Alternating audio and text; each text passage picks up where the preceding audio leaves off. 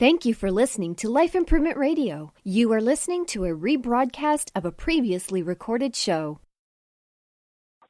All right, back to Casey. As we keep rolling. Tomorrow I'll be saying we're going to take a quick commercial break, but today we can just roll through because I'll edit through this process. We keep going live, and we're going to take our first break at noon. So, Casey, again, time flies quickly, doesn't it, my book fair? Remember, every year we work together, it's like the 10 hours are up, and we're like, oh, no, what happened? Mm-hmm. And I remember the one year we worked together, I just kept trying to pull people because I think my wife was away or something. It's like, let's go to 5, let's do it, let's grab people off the streets to interview. But now we're just keeping it limited, but such great people so far. And I'm sure having conversations with them, Casey, it's amazing, right? The people we meet. Oh, it is. And look at these backgrounds of the guests we've had so far on the program, and their variety and their education and their backgrounds. Mm-hmm. It's really interesting. It's been fascinating. Yeah. All right, Casey, let's go to our next guest. Okay, next up is Tony Martin. Tony, how are you? Morning. How are you? Fantastic. How are things going at the book fair so far for you? Well, it's just beginning for me today, so I'm on program in about 45 minutes. So I'm looking forward to it.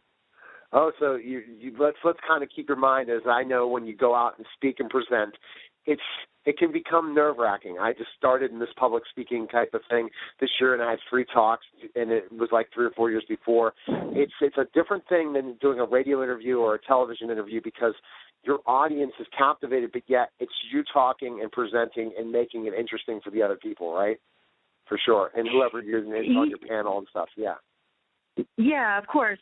But what's harder for me is being a journalist and constantly editing my words and my points depending upon the audience, right? As the audience changes or the programming, whatever program I'm on, I'm constantly thinking through the various aspects of the piece and what I want to mention. And so, yeah, that reporter character continues to overshadow almost everything.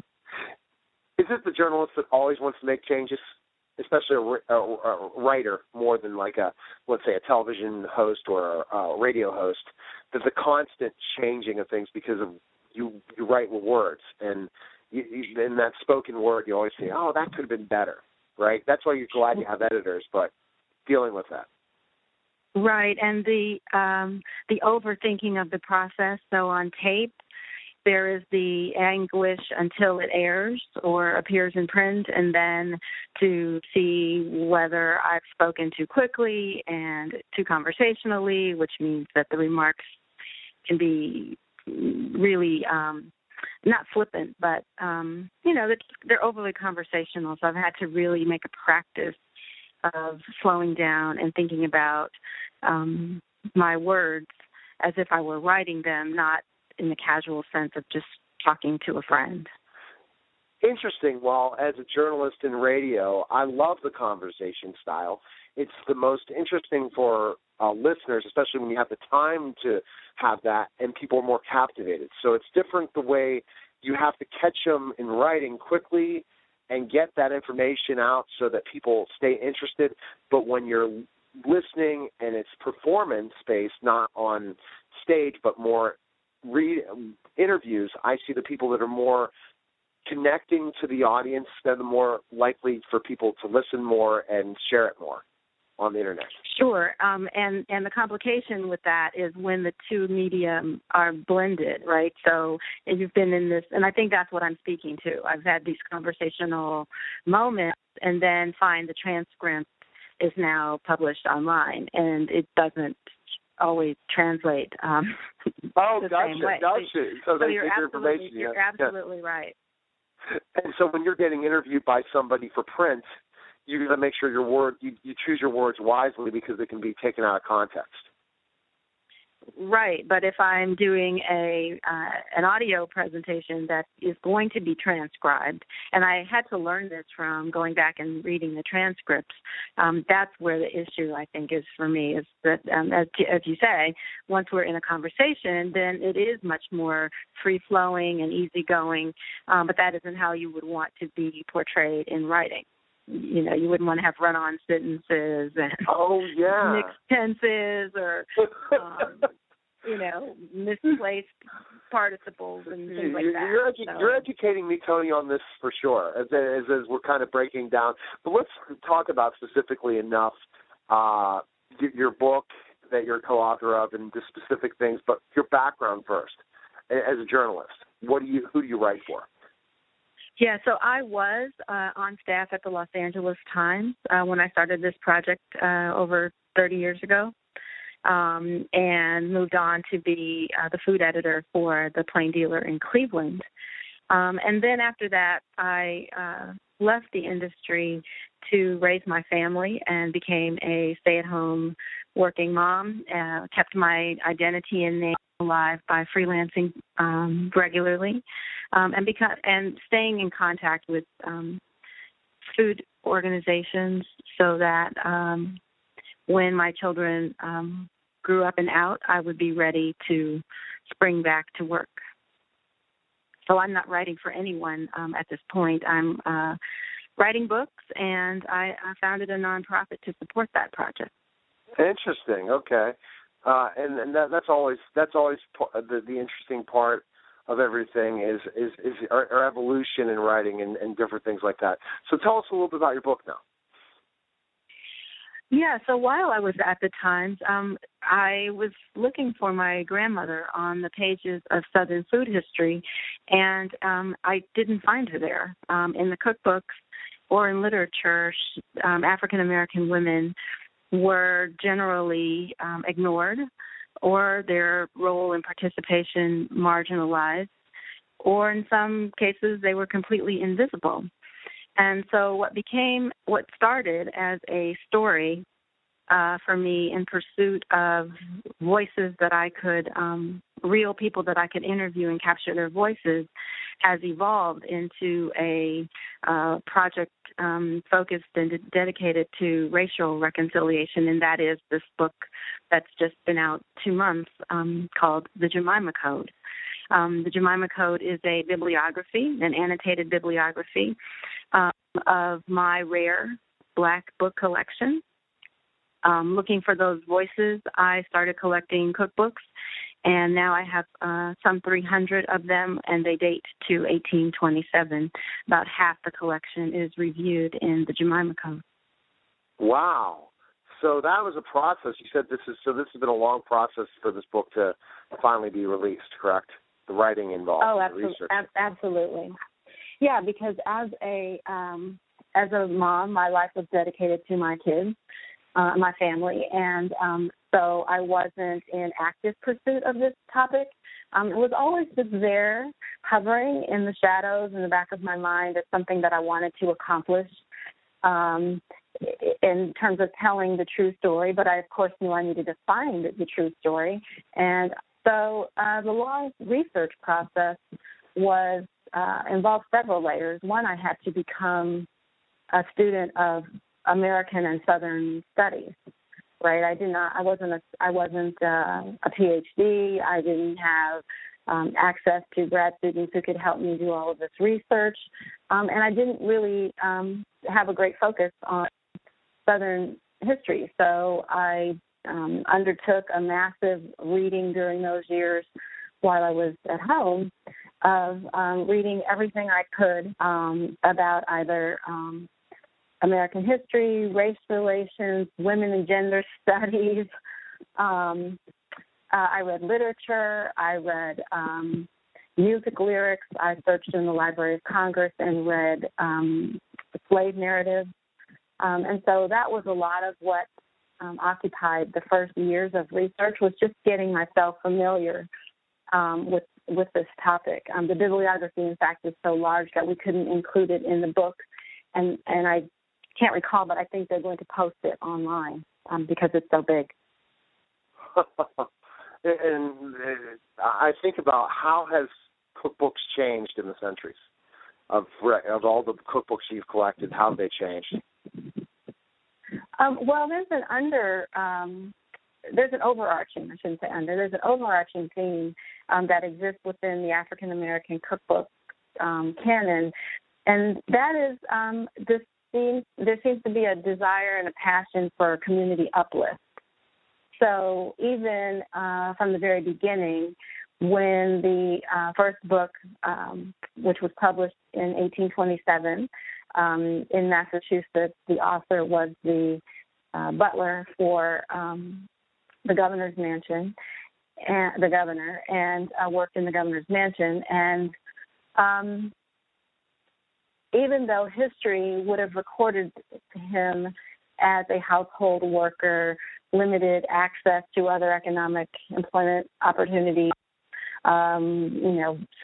enslaved people under the control of other people, all of those facts are true. I'm not trying to rewrite history in that way. What I have done, though, is look at another dimension of their lives, and that is to find the values and characteristics that they convey in their books. And there's this continuous messaging of uplift to either create better employees, to create more caterers, to educate and inform so that people have better economic opportunities. And in many cases, these are people who use food as a way to move themselves into the middle class. Ah. And for people, part of your book does definitely describe some of your favorite dishes from those cookbooks, Toni?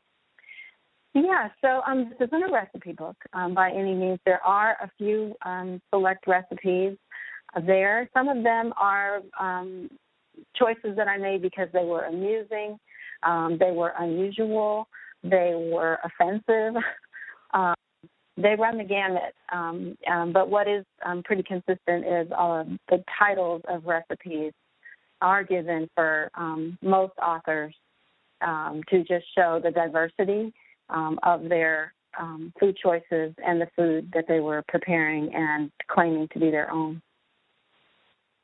What would you say? I know I always ask your favorite dish from one of the cookbooks. I'm sure you have a lot of favorites from your collection.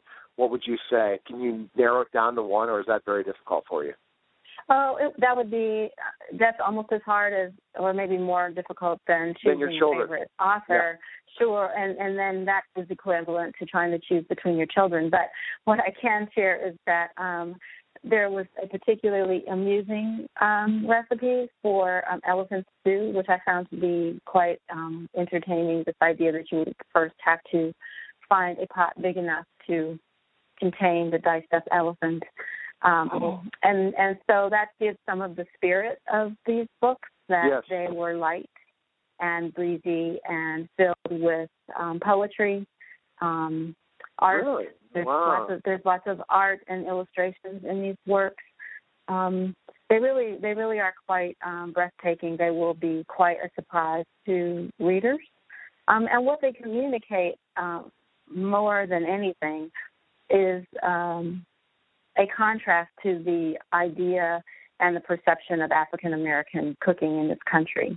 While it is important for us to acknowledge the industry and the ingenuity and the creativity of people who were enslaved and had to find a way to feed and nourish themselves under very barbaric circumstances, these books reflect the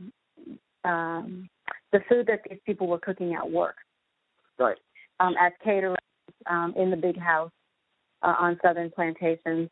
And the parallel that I like to make, which is often surprising to most readers, is that today we honor our celebrity chefs for the food that they cook at work. So we recognize what they do in restaurants and their cookbooks, but we know very little about the food that they cook at home with their families. And so my book is asking us to just apply the same equity to generations of people who should be honored for the food that they cooked at work. And therefore, these books are contain very limited numbers of recipes for Southern-styled foods and the so-called soul foods. All right. Best place to find information on you and purchase your book and learn more about you. Where can we go? So the book is doing exceptionally well. It is available directly from the publisher, the University of Texas Press. One can find it at the local bookstores, indie bookstores. It's on Amazon. Right now, it's doing quite well, and you should be able to find it anywhere. Congratulations on the success of your book. I know you're really excited about that. And then also talking about, is there a website for the foundation that you're working with as well? Yeah, so I, as an outreach for this project, I want to use the images of the authors as real role models for the next generation to inspire young people to perhaps consider food careers, whether that's food archaeology, restaurant design, in addition to food studies, food writing, food styling, and, of course, hospitality. And so that organization, that 501c3 nonprofit, can be found at thesandyyouthproject.org. That's S as in kids, project.org. Well, that was fascinating to learn about all that stuff, and I definitely I'm going to check out more about your book and things like that, and I think all my listeners definitely need to as well. And you educated me about how I have writers that work for me, Toni, and how they think, that are journalists, that we work together on specific projects, especially for transcribing some of the books I'm going to write. Finally have a book out, Toni, and learn that the conversational, thank you. Well, I'm excited about when that happens. I'm just so busy with different things. I do social media and branding for companies, and also own a tutoring and consulting company. And I guess I have a radio network, so I guess that's the other thing. But I just am fascinated to learn how writing journalists think compared to broadcast journalists. Different. Well, if you still mindset. have a minute, and what I can tell you is that just like my ancestors, I found it impossible to get this book published in the mainstream, despite my reputation and national identity. And so I took the book to the Internet. While I have nothing disparaging to say about bloggers, as a journalist, a hard news journalist, I did find it difficult to insert myself into the story, as bloggers do. But blogging was the only outlet that I had, and I was determined to get this material out.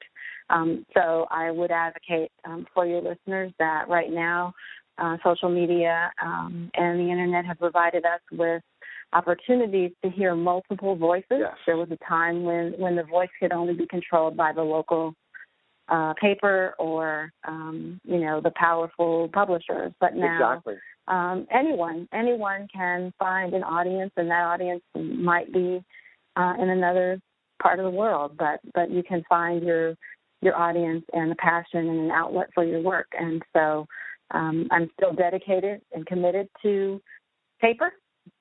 But it did work for me as a launching pad. Oh, I believe that completely. I take my clients and find their niche audience on Twitter and develop it and build them a fan base, and that just changes the entire perspective of who they're marketing to. Absolutely. And it's so much fun because everyone has an audience. Toni, it's just for them to figure out who that audience is. And once they figure it out and you're really talented, you're going to take off. So congrats again on the success of your book, and we'll definitely stay in touch. So thanks again for calling. Thank you so much for having me. Thank you for listening to Life Improvement Radio. The views expressed by show hosts or their guests are their own and shall not be construed in any way as advice from Life Improvement Radio. We make no recommendations or endorsements for radio show programs, services, or products mentioned on air or on our website. Personal perspectives expressed by the producers, writers, or editors will always be presented as such. Any rebroadcast or retransmission without the expressed written consent of Life Improvement Radio is strictly prohibited. Thanks for listening.